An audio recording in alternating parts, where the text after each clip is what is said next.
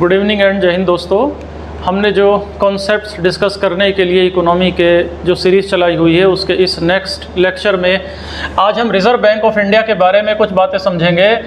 देखो, reserve bank of India 1 अप्रैल 1935 को स्थापित किया गया। ये इंडिया का सेंट्रल बैंक है।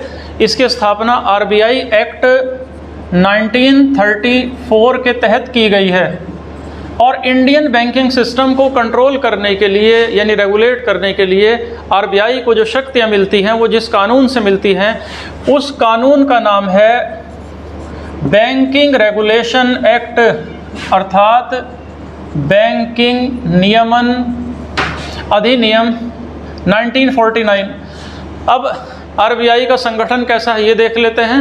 देखो, आरबीआई में कुछ तो सरकारी डायरेक्टर होते हैं, कुछ गवर्नमेंट डायरेक्टर्स होते हैं और कुछ नॉन गवर्नमेंट गैर सरकारी डायरेक्टर्स होते हैं। तो इसमें कुछ फुल टाइम यानी पूर्णकालिक सरकारी निदेशक होते हैं, गवर्नमेंट डायरेक्टर होते हैं, जिसमें एक गवर्नर होता है और 4 डिप्टी गवर्नर होते हैं। दूसरी तरफ जो गैर सरकारी निदेशक हैं, नॉन गवर्नमेंट डायरेक्टर्स हैं, गैर सरकारी जो निदेशक हैं, इसमें 4 तो लोकल बोर्ड के डायरेक्टर्स होते हैं। दूसरा, विभिन्न क्षेत्रों से 10 डायरेक्टर्स होते हैं और तीसरा 2 सरकारी ऑफिसर्स होते हैं।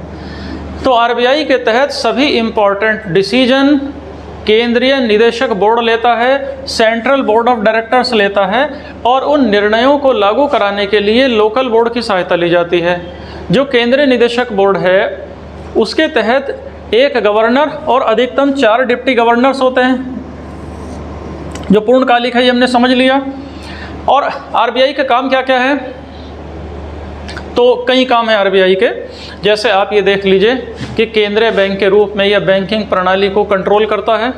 आरबीआई एक्ट 1949 कागजी मुद्रा को जारी करता है और किस सिस्टम पर जारी करता है? उस सिस्टम को कहते हैं न्यूनतम reserve system, minimum reserve system.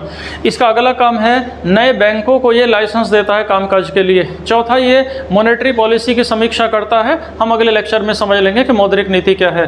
Next, जो विदेशी विनिमय बाजार है, जो यानी जो फॉरेन करेंसी वाली जो चीज़ें देश में जो आनी है उसको ये कंट्रोल करता है। नेक्स्ट, ये इंटरनेशनल लेवल पर जो आर्थिक संस्थाएं हैं उसमें भारतीय अर्थव्यवस्था का प्रतिनिधित्व करता है। नेक्स्ट, ये बैंकों का बैंकर हैं, यानी अंतिम रूप से उधार फिर यही देता है और बैंक अपना फालतू पैसा आरबीआई के पास जमा भी कर सकते हैं और ज़रूरत पड़ने पर बैंक आरबीआई से लोन भी ले सकते हैं। आरबीआई बैंकों को मौद्रिक मामलों पर सलाह भी दे सकता है। ये केंद्रीय बैंक के रूप में इसके काम हो गए। इसके कुछ काम डेवलपमेंटल भी हैं, जैसे ये फाइनेंशियल इंक्लूजन करता है। दूसरा, ये वित्तीय साक्षरता में वृद्धि करता है। तीसरा, ये देश की अर्थव्यवस्था का आधुनिकीकरण करता है। फिर राजकोषीय नीति के साथ एक संतुलन बनाते हुए ये आर्थिक समृद्धि दर को बढ़ाने के रूप में काम करता है।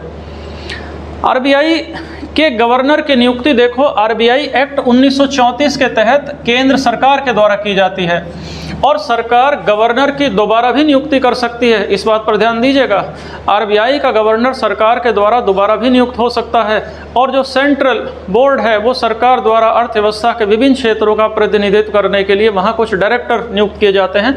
ये हमने देख लिया कि 4 लोकल बोर्ड को प्रतिनिधित्व करने के लिए 4 डायरेक्टर्स। तो इस टाइप से ये आप देख लीजिएगा, ये जो कॉन्फ़िगरेशन हमने शुरू में डिस्कस किया था।